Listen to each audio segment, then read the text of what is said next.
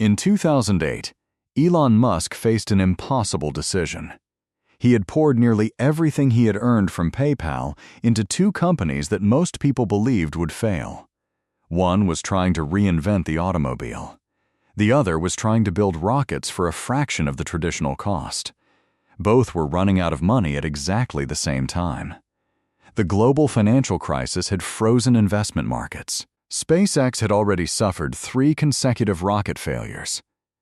Tesla was struggling to produce its first electric sports car while costs spiraled out of control. Musk's personal fortune had almost disappeared.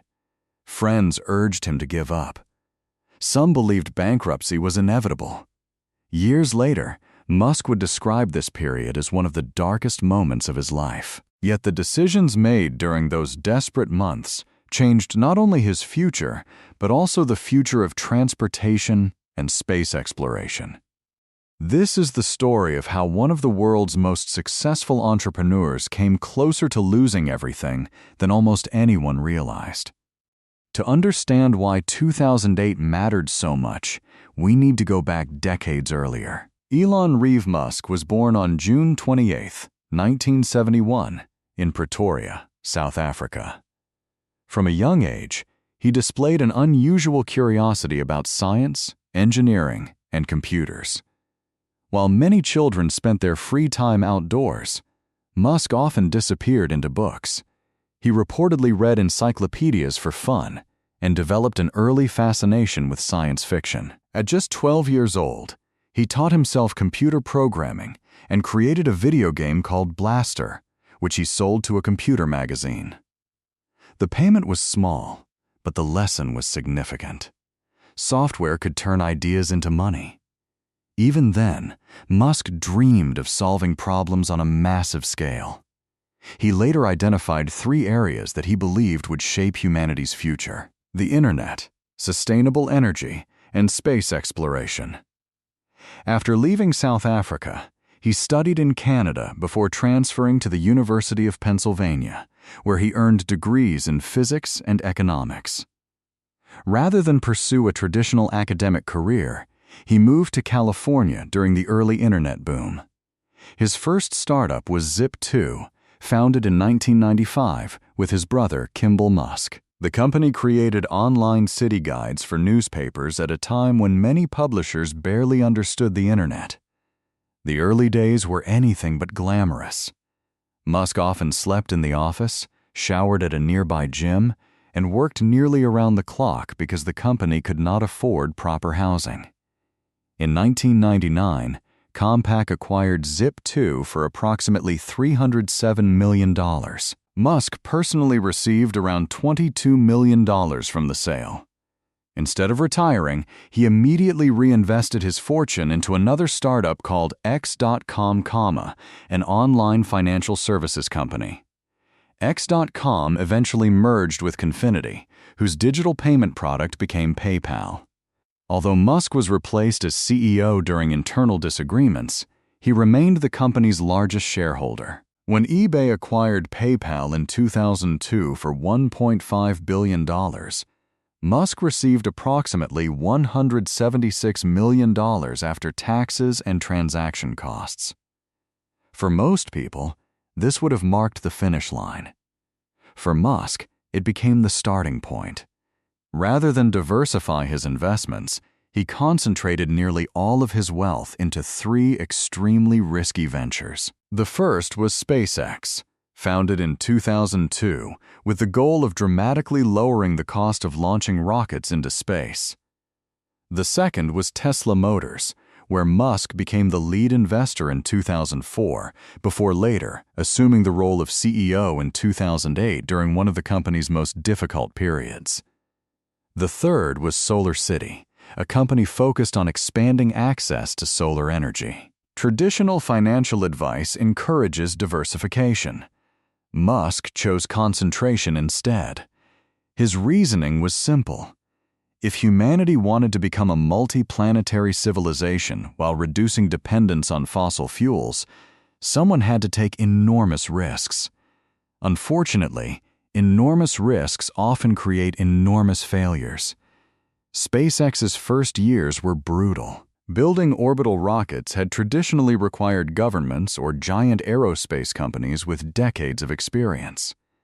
Musk believed a small private company could accomplish the same mission by engineering simpler, more affordable systems. Many industry experts dismissed the idea.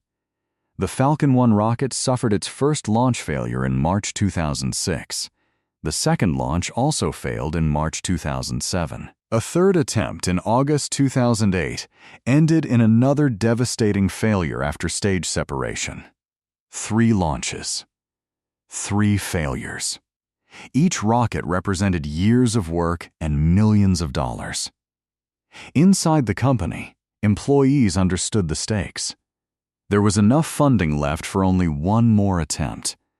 If the 4th launch failed, SpaceX would almost certainly cease operations.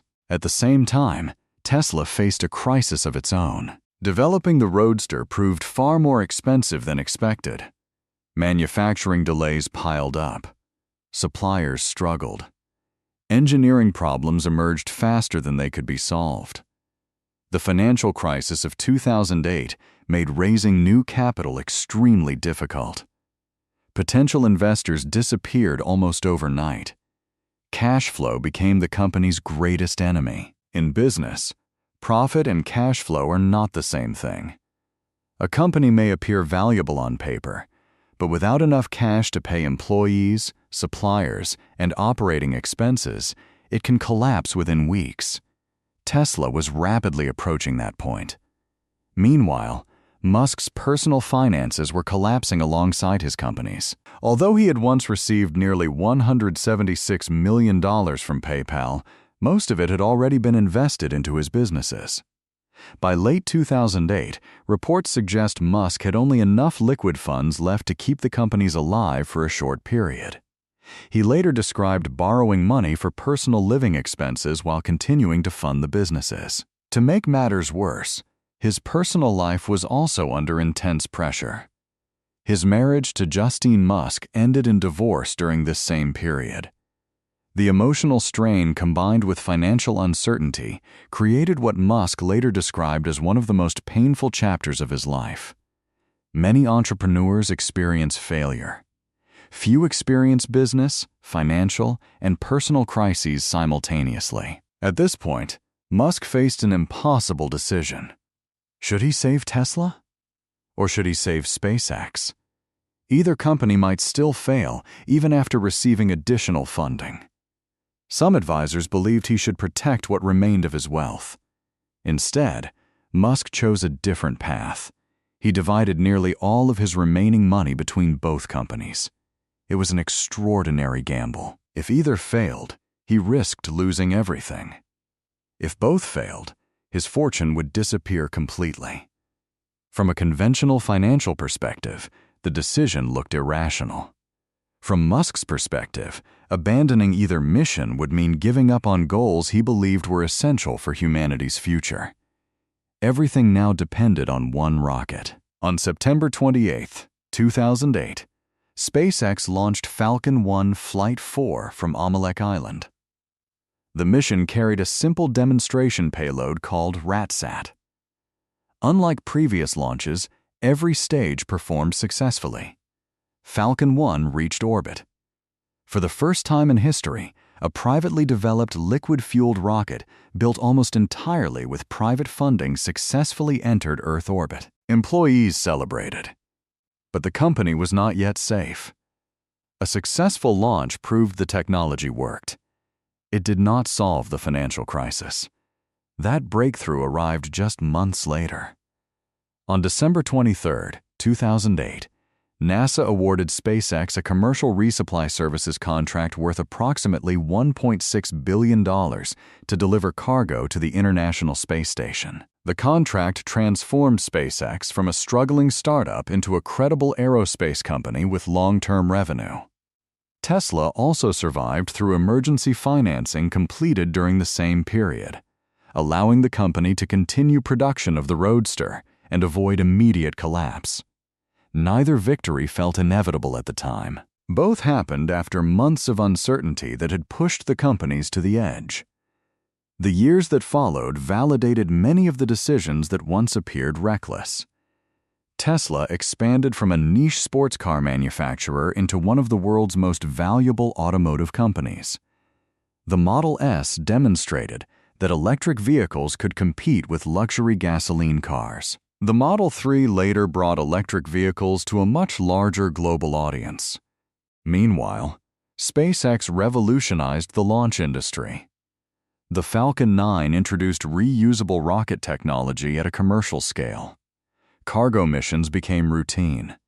Crewed missions returned astronauts to orbit from American soil. The company developed Starlink into one of the world's largest satellite internet networks, while continuing work toward fully reusable launch systems. Looking backward, these achievements can seem inevitable. They were not. Every major success depended upon surviving 2008. The story also reveals several lessons that extend beyond Elon Musk himself. First, conviction alone is never enough. Vision must be supported by execution. SpaceX survived because engineers continued solving technical problems after repeated failures. Tesla survived because teams kept improving manufacturing despite overwhelming setbacks. Second, failure often provides information that success cannot. Each Falcon 1 launch exposed engineering weaknesses that ultimately produced a reliable rocket. Each manufacturing delay forced Tesla to redesign processes that later supported larger production volumes. Third, cash flow matters as much as innovation. Many startups fail not because their ideas are bad, but because they run out of money before proving those ideas can succeed. Timing, financing, and execution matter just as much as creativity. Finally, leadership during crisis requires making decisions with incomplete information. In 2008, Musk did not know whether NASA would award SpaceX a contract. He did not know whether Tesla could secure additional investment.